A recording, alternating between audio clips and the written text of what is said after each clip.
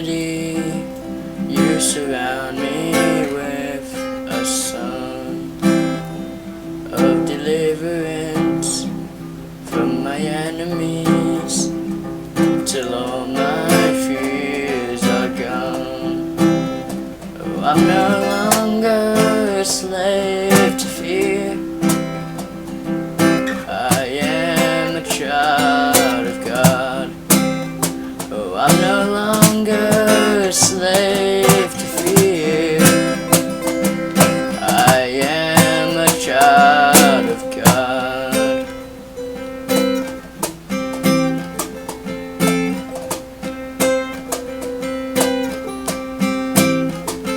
From my mother's womb, you have chosen me. Love has called my name. Oh, I've been born again into your family. Your blood flows through my veins. Oh, I'm no longer a slave to fear. I am a child of God. I'm no longer a slave to fear. Oh, I am a child of God.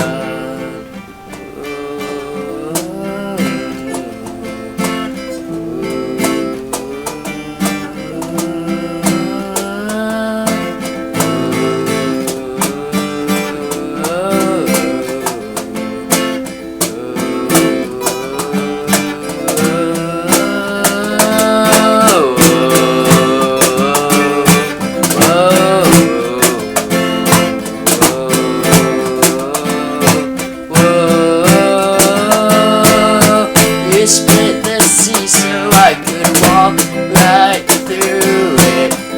My fears were drowned in perfect love. You rescued me so I could stand and sing.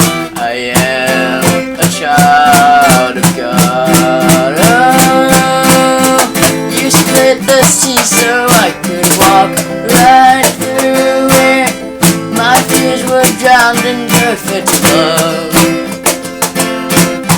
You rescued me so I could stand and sing. I am a child of God. No longer a slave to fear. I am a child of God. Oh, I'm no longer a slave to fear. I am a child of God. No longer a slave to fear. Oh, I am a child of God. Yeah, I'm no longer a slave to fear. Oh, I am a child of God.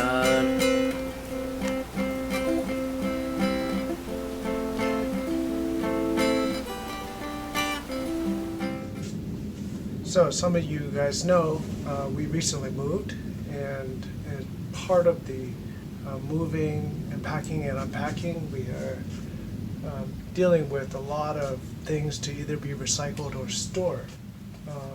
And Mindy found out, my wife Mindy found out that one of the ways we can make it easier to store this paper that was used to wrap up things is to flatten it and make it easier. Instead of stuffing it, we have it all, as we unpack, we have it all stuffed into these boxes, but instead of having it stuffed like that, to actually flatten it and to store it in sheets actually saves a ton of room.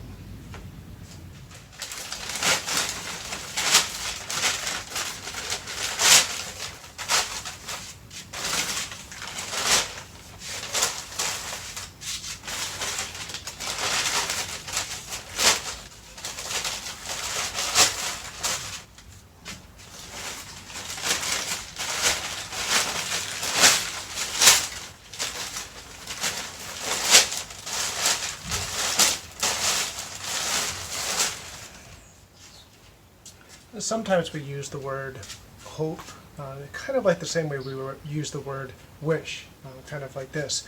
I wish that all these papers would just flatten themselves. Interesting to note that actually some of your parents volunteered you for menial tasks like this as to help as we moved. But wishing and hoping are different, right?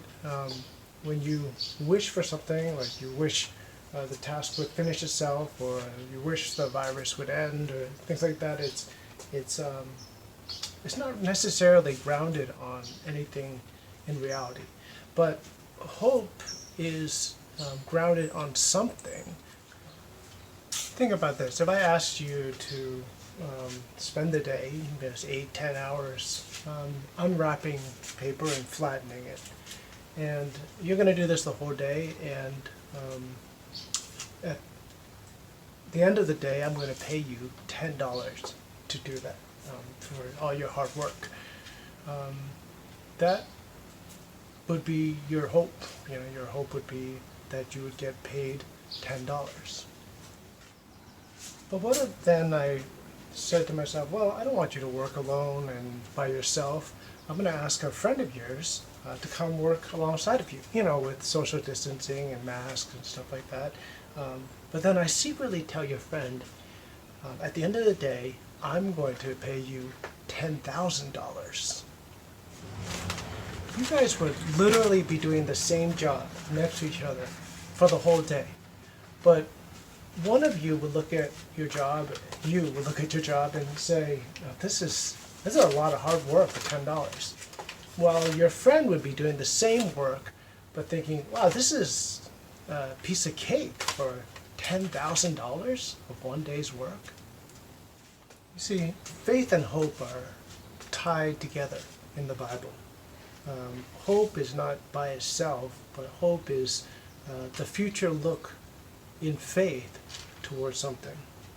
Hebrews 11:1 says, "Now faith is confidence in what we hope for, and assurance about what we do not see."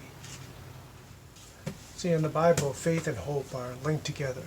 One person says it like this: faith is kind of the foundation, and hope is a faith that goes into the future. It's the faith that you have into future promises.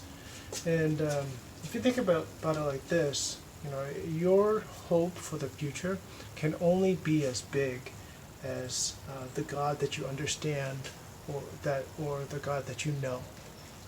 If you believe in a God who is all-loving, then you can believe in a God that is out for good despite the difficulties and bad things in this world. If you believe in a God who is all-powerful, then you can trust in a God that has things in control. If you believe in a God that is all-knowing, then you know that everything He's aware of, even though there's so much uncertainty out there. See, in the Bible, hope is the confident expectation of what God has promised because of who He is. Today, as we look towards the future, everyone wants to know what's coming. There's so much uncertainty out there, and we all want clarity towards what's going to happen tomorrow, next week, the months to come. And honestly, I think it's hard for anyone to have clarity and to know what to expect. But what we can have is certainty. And even though we cannot have clarity on everything in the future, we can have certainty about the future as a whole because of who God is, because of His nature and what He's done. See, this is who God is. God is the one who did not stay just up in heaven, but even as people rebelled against Him, decided to become a human, to come to this earth and to rescue them. And in times like this, we keep coming back to the story even more, because the God that we know, and the bigger the God is that we know, the bigger our hope can be. And the smaller the God that we believe in, the less hope that we have. And so we keep coming back to the story of the gospel, the story of Jesus Christ, what he's done, because that's where our hope is.